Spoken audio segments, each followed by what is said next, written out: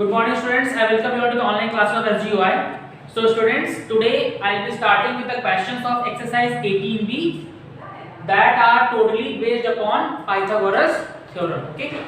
So starting from question number 1. The question number 1 is saying that in a right angled triangle, find the length of the hypotenuse if the other two sides measure 12 centimeter and 35 centimeter. So first of all, you will be drawing a right angle triangle. So if in this triangle this angle is 90 degree, then you clearly know that this is the hypotenuse. ठीक है, इसको क्या बोलते हैं? We say that this is the hypotenuse, and according to the Pythagoras theorem, you know that the square of hypotenuse is equal to the sum of square of other two sides. जो hypotenuse का square होता है वो other two sides के square के sum के equal होता है.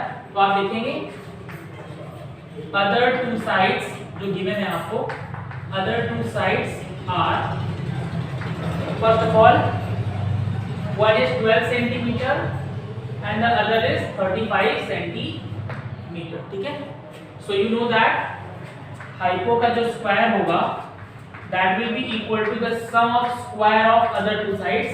That means 12 का स्क्वायर प्लस 35 का स्क्वायर. ठीक है, तो दिस विल बी h. अगर मान लो इसको तो h square will be equal to 12 का स्क्वायर 144 प्लस 35 का स्क्वायर करेंगे तो 35 into 35 लिख लेते हैं.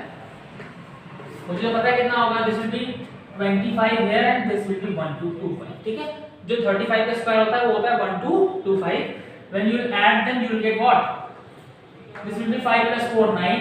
This will be 4 plus 2 6.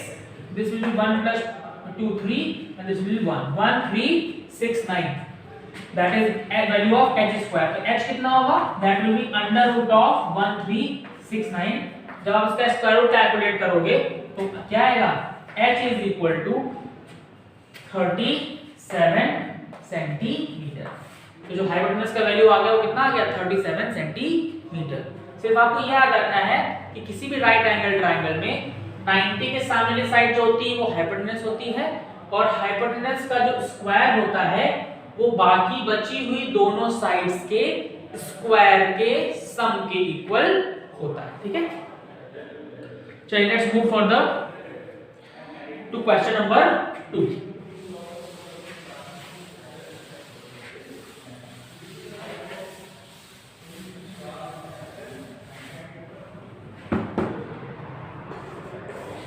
In question number 2, they are saying the length of one side of the right angle triangle is 24.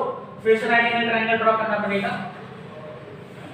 बोल रहा है कि किसी भी right angle triangle में सपोज यहाँ पे 90 है, वन साइड की वैल्यू है 24 सेंटीमीटर. मान लिया कि ये साइड दे रहा है वो 24 सेंटीमीटर. ठीक है, आगे बोला जा रहा है कि length of the hypotenuse is 40 centimetre. ये जो हाइपोटेनस है इसका लेंथ है 40 सेंटीमीटर. तो कह रहा है कि find the length of the other side. इस साइड का लेंथ फाइंड कर लीजिए. तो आप बोल देंगे let the side is equal to x. इस साइड को हम लोग लेट कर लेंगे x और according to the Pythagoras theorem आप लिखेंगे अकॉर्डिंग टू पाइथागोरस थ्योरम इसका जो स्क्वायर होता है दैट मींस 40 का जो स्क्वायर होगा that will be equal to इसका स्क्वायर प्लस इसका स्क्वायर. ठीक है, 40 का स्क्वायर करेंगे तो 1600 आएगा इज इक्वल टू ये x स्क्वायर होगा प्लस 24 का स्क्वायर करेंगे तो कितना आएगा? 576.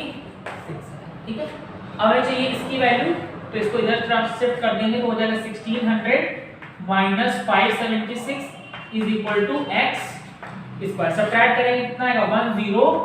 1024 is equal to x square. ठीक है, अब हमें फाइंड करना है x की वैल्यू कितनी होगी? अंडर रूट ऑफ 1024 और जब इसका स्क्वायर रूट आप फाइंड करोगे इधर फैक्टर करके स्क्वायर रूट फाइंड करना तो आपको आते ही है ना. स्क्वायर रूट फाइंड करोगे you will get x is equal to 32 centimetre. ठीक है, क्योंकि 1024 का जो स्क्वायर रूट होता है वो कितना होता है? 32 होता है. तो आंसर वुड बी 32 सेंटीमीटर. मतलब ये साइड की वैल्यू कितनी आ गई? 32 सेंटीमीटर आ गई. ठीक है, now moving to question number 3.